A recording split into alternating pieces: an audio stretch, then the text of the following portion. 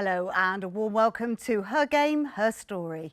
Well, here at Bath Spa in the university's TV studio, we have gathered an exciting panel of experts to exchange ideas on how we can make positive change and encourage more coverage of women's sports in India, discussing practices here in the UK and beyond. Well, this first panel is looking at the future of women's sports coverage, and I'm delighted to be joined by such an array of leading voices in the broadcast space. So without further ado, let's meet them. Hi, I'm Dave Barson, Head of Communications for Bristol Sport Group, which encompasses Bristol City, men and women football, Bristol Bears rugby, men and women, and Bristol Flyers basketball, and also Ashton Gate Stadium. I'm Jack Tompkins, a director and producer at Ben & Jack Studio, and we specialise in making sports documentaries that explore social issues. Hi, I'm Amy Williams, 2010 Vancouver Winter Olympic champion in the sport of skeleton. I'm Marie Inge and I'm a senior journalist in sport for BBC Local Radio at BBC Radio Wiltshire. You know, I'd like to give my 30 seconds to Amy because I think she's been a little too modest. I'm absolutely in awe of the fact that I'm sitting with somebody who was the first woman to win an Olympic individual gold medal at the Winter Olympics for Britain. So a round of applause first for Amy before I give my introduction. I'm absolutely gobsmacked to be sitting with you, and absolutely humbled by how short and modest your introduction was. As for me, my name is Sonali Chanda, and I represent Sportsworks over here. I'm a media consultant for them. The company is actually owned by my husband, or co-founded and owned by my husband. But my claim to fame in a previous lifetime, before children, was that I was the sports editor and the main presenter for India's first 24-hour English news channel, NDTV, which I think was also available here on Sky News. Thank you very much indeed, Sonali, and welcome to all our panel. Dave, let's start with you. So we're looking at the future of women's sports coverage.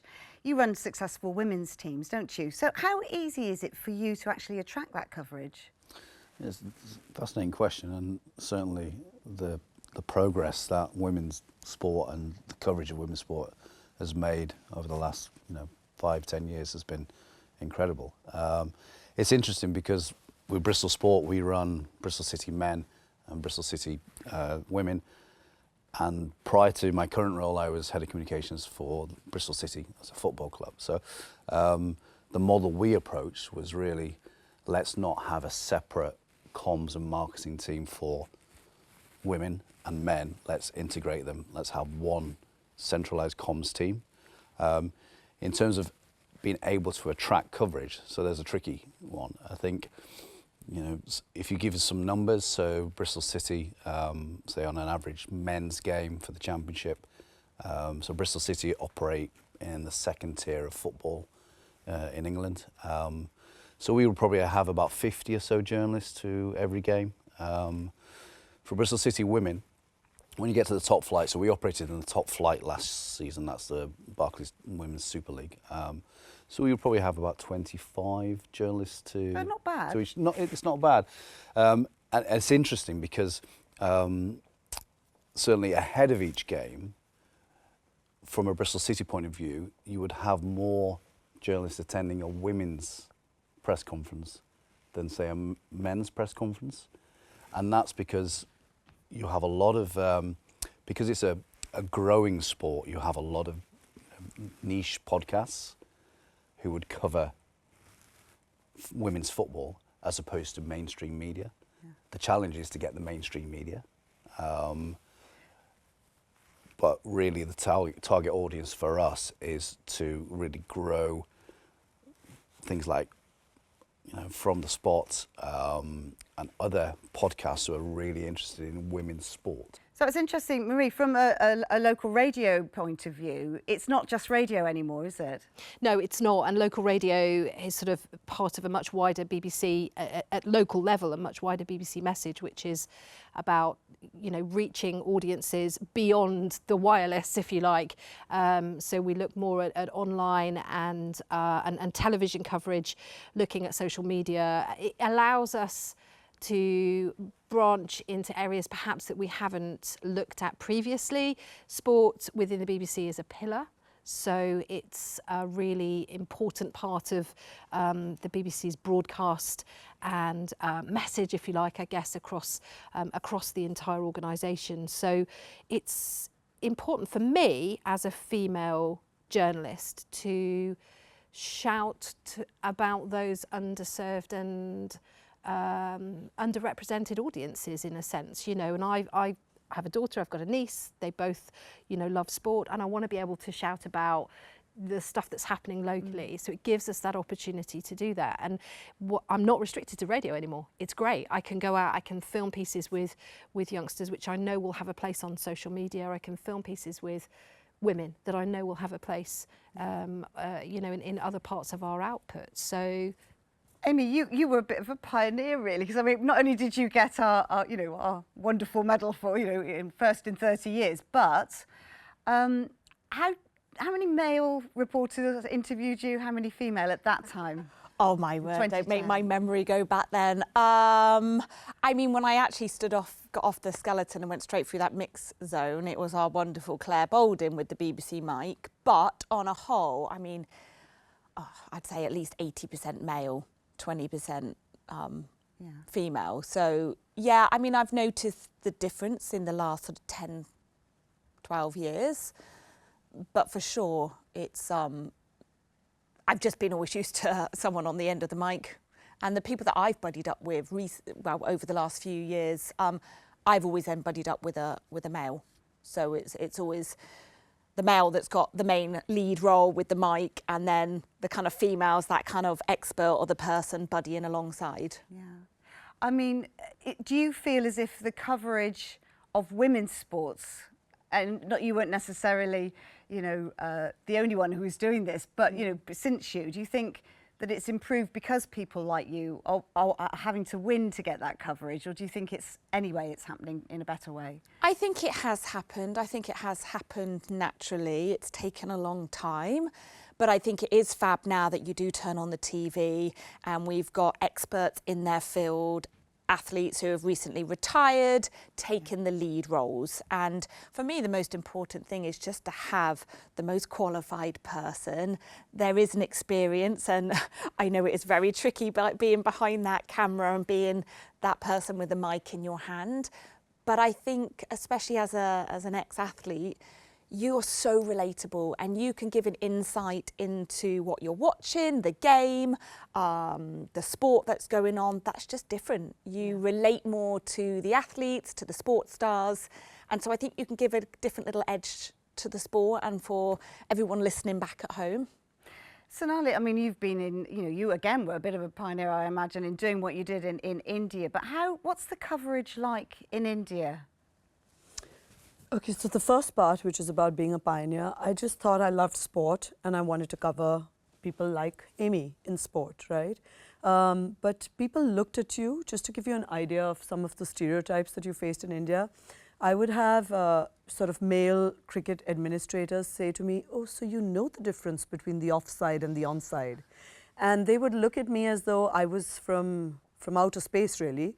And I was thinking, here I am, you know, we're living in a world where you've had an Indian woman in space, you've had an Indian woman prime minister, you've had women everywhere, and yet the novelty of being a woman covering sport, I think people could even understand women who were in sport. But a woman wanting to cover sport, I used to get asked by all the men, so you're hoping to date one of these guys, aren't you? And so yeah, no. that was true. Was entirely true. I'm but, laughing, you know, but it's terrible.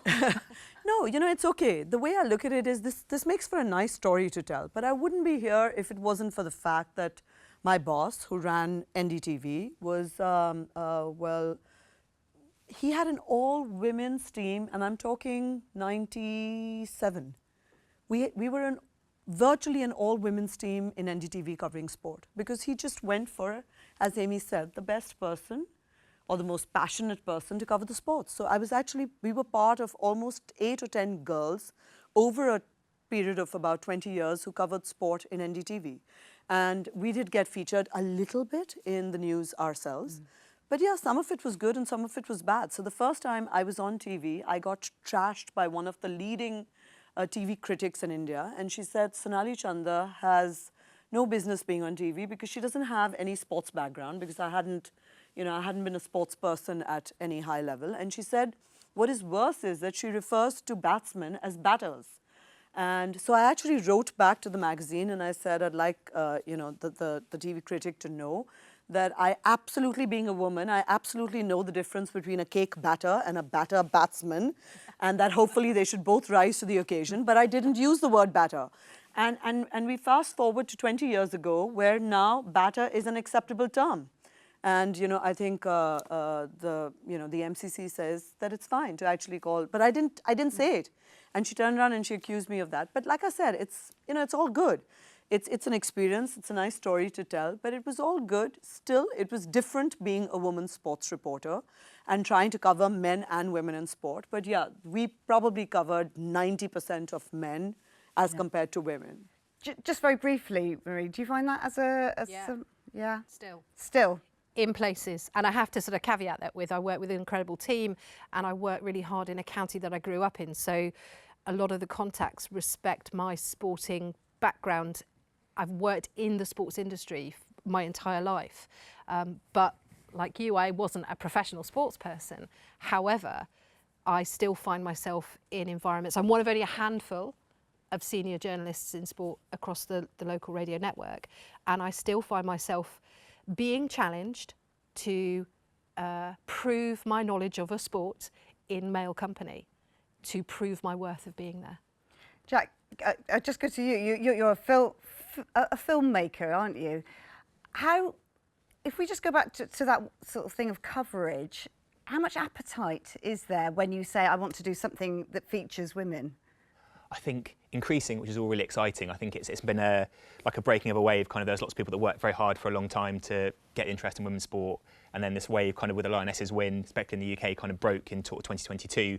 And I think people are starting to realise now the value that it brings. People that are going to games and the atmosphere, and I think finally the situation is starting to change where people are realising, oh, there's this big untapped potential that we haven't got into. I think it's still quite early days, but it's a lot easier now, I think, than it would have been 2 or 3 years ago to sort of get a women's sport piece out and get some audience for it. Yeah. Does it always have to have a certain angle as a woman and as a film piece, or is it the same whether it's male or female when you're making films? I think for women's sport it's much more exciting. I think men's sport, the jeopardy kind of comes from, oh, is this team going to win, is this team going to lose? But women's sport, there's all these issues. They're working hard to get professionalism in lots of different sports, but there's these players that are working full-time jobs, a lot of the Bristol players that are working a 9 to 5 and then coming and training for 4 or 5 hours in the evening, working really hard. Players, again, like Bristol Abbey Ward, battling motherhood and coming back to sport, all these kind of things. There's so much more human interest story around women's sport that isn't there in the men's, which makes it a fascinating piece to get involved with. Yeah. Dave, I mean, I know you're passionate, aren't you, about equality and getting as much coverage as you can. What sort of things are you doing? Well, yeah, I was just about to come back on Marie's point. You know, having spent 25, 30 years in journalism and sports communications, I'm still absolutely baffled by the lack of women's journalists in press boxes around the country. And, given... even with the BBC, Dame Barbara Slater, who's a massive pioneer of women's sport and women's coverage. And I'm just trying to work out why that is. Is it the way, is it not accessible in terms of sports journalism to get women into? I think it is accessible. Yeah. I'll give you one example. Just last night, Robin Cowan, who has been the lead commentator for the BBC on the Lionesses for the last couple of seasons, an outstanding broadcaster, commentating at a Euros game. And if you go onto social media and search her name, you have got to go through a whole list of dirge before you get to a positive comment about her being there, none of which negativity, none of which is justified. Yeah. And so I think there is a cultural thing here. So I'm a disruptor. I'm not going to sit back and just sort of but I think that comes with age and experience. But I think young women breaking in find it very challenging sometimes to sort of put their hand up and say, I can do this, and I can do this just as well as the next person, and to be sort of seen on a par with. And Sonali, what would you say, listening to this, about how it is now in India? You hearing the same kind of arguments here, or the same kind of points of view? It's interesting when you talk about this, because I followed a little bit of Alex Scott when she was to be fronting. So, I mean, I read the news reports saying that, you know, there was a lot of controversy about her, about whether she's, you know, fills, you know, the gap with trying to be inclusive because she ticks all the right boxes. But again, I'm going back to Amy's point, why can't we just look at it as who's the right person for the right thing? And exactly as you said, that you know, getting so much of online trolling. So Sportsworks actually did the first international chess league that's been put together by an Indian company, and it happened last year. And we have a women's grandmaster who attended our event in Delhi. Her name is Tanya Sachdev. So she's only one of, 25 odd women chess grandmasters from India. And now she's transitioned to being a full-time commentator and a presenter for chess. And she calls me quite regularly before her events, you know, just to get tips and all of that. And she said, I just can't deal with the online trolling. She says, they talk about my accent, they talk about my clothes, they talk about what I put up on social media. It seems so unfair that, you know, that the guys never get subjected to this. And here she is with all the perfect credentials to be commentating on chess, and she has to deal with this kind of trolling. So I don't know. Maybe in India it's all new, but I don't know if in you know, in a developed country, if this is still happening. What is it? No, it is still happening. Yeah. You know, is it just that the boys think that sport is like, it's our thing? You guys can play it, but you can't talk about it. You know, let's put the boys on the mat. Well, it's interesting. So, you know, you look at the demographic of people who go to, say, like women's football games, and actually, it's, you know, I think our database, like 56% is male, and 44% is female. So actually, there is a viewership for women's sport from the male environment. I just think, you know, some of those platforms are bits like, you know, there are a bit of a cesspit for negativity and it is an echo chamber, isn't it? Extreme views.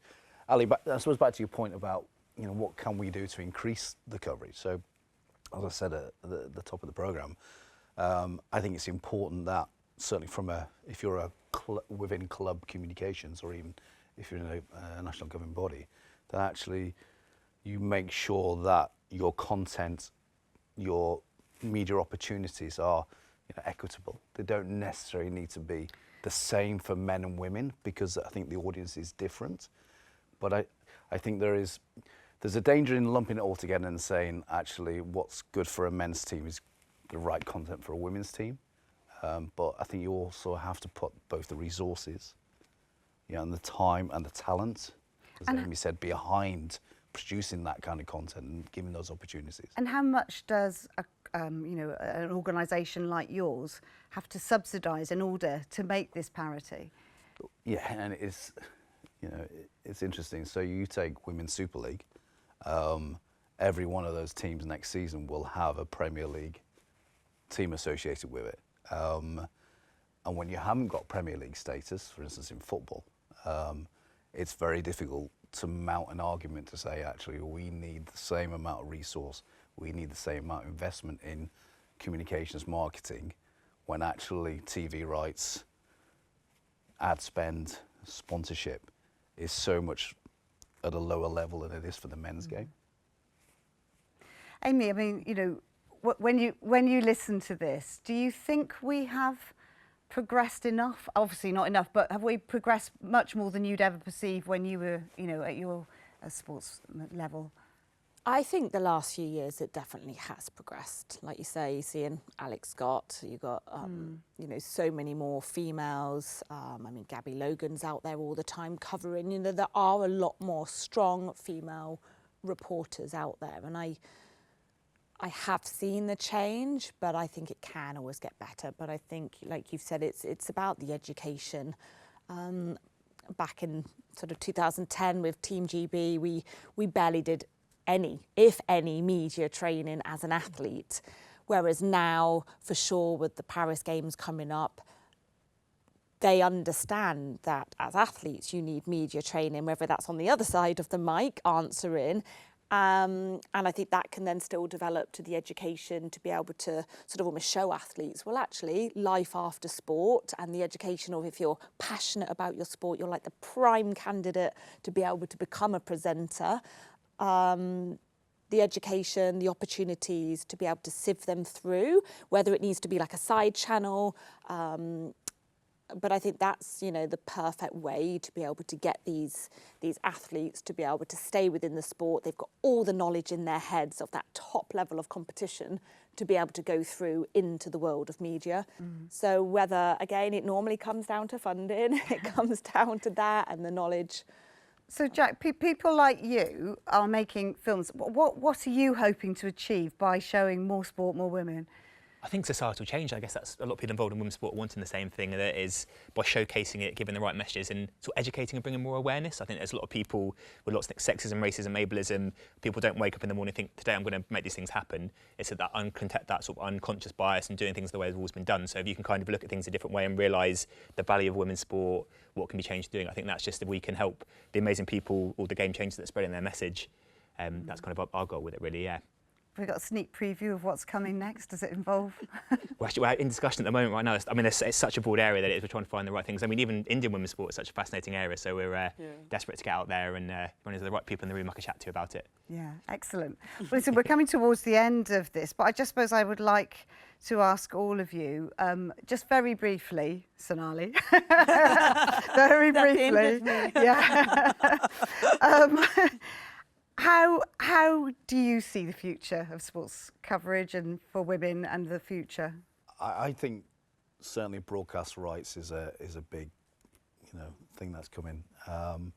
You see Sky Sports, they're showing 44 Women's Super League games, but then when you compare that to the 140 odd Premier League games, so there's still some way to go in terms of broadcast rights, but I think, definitely better broadcast rights in terms of the revenue that's going into women's sport, which obviously then gives an investment into clubs, into governing bodies, then they can resource their own in terms of marketing, communications, and that kind of becomes a virtuous circle, really. And Jack, for you, I mean, how easy or how much are you seeing things like Netflix, Amazon changing the way that you can put out that message in different ways? I think hugely, just the appetite for, like Netflix Take a Women's Sport documentary was a massive thing. People like DAZN bringing women's sport to the front of their strategy is fantastic. So I think it's that with the combination of today's athletes being so au fait with social media and having the power to create the content they want to create. Lancashire Cricket recently did a documentary that got 60,000 views, which they self-distributed on YouTube, which is fantastic. So I think there's the combination of the big platforms and then today's creators having that power to put the message out without barriers like having to get it distributed, that kind of thing. So it's an all, really exciting time. And how about you, Amy? How do you see the future? Oh goodness, I just want it to be equal, let's read the back of the newspapers and see the women's sport. Let's have the football, the cricket, the rugby as games in their own right on TV, not just, let's stick the women's before the men's. And yeah, I guess it's the education, isn't it? The training, the education, the awareness, getting people out there and just giving that confidence to women that you can go out and do there. Go out and do it, and just show the support. I think it's the support in the media world to give the confidence to these women to go out there and do what they're really passionate about. And what's your message, Marie? I think that the future's really, really bright, actually. I think we all accept that there is a very long way to go in terms of funding, in terms of parity. But when I work with community groups and I look at sports events and I see the number of young girls that are engaged and are given permission to be engaged in sport and want to be. The Lionesses have done the most amazing thing, and that's not just about football, that's actually across the sporting spectrum. So I feel very positive that from a community level where I work very deeply, the future looks very bright. How about you, Sonali, finally from you? I share the views of the panel that we're generally in the right direction, but I think we could do small changes. I don't know who we need to tweet to, but on the Bath bus tour, which I did as a tourist yesterday, I was told about Jane Austen. I'd like to be told about Amy as well. I think I'd like to tweet to whoever needs to be tweeted to, that I'd really like to know about somebody from Bath who made this kind of sporting history. So, small little changes. Brilliant way to end this discussion. Thank you so much indeed for contributing to that. And it's been really stimulating.